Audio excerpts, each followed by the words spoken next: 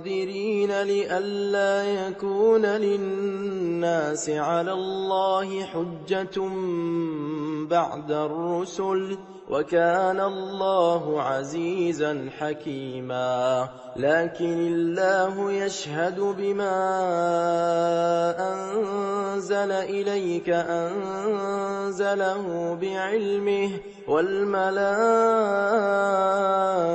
يَشْهَدُونَ ۚ وَكَفَىٰ بِاللَّهِ شَهِيدًا. إِنَّ الَّذِينَ كَفَرُوا وَصَدُّوا عَن سَبِيلِ اللَّهِ قَدْ ضَلُّوا ضَلَالًا بَعِيدًا. إِنَّ الَّذِينَ كَفَرُوا وَظَلَمُوا لَمْ يَكُنِ اللَّهُ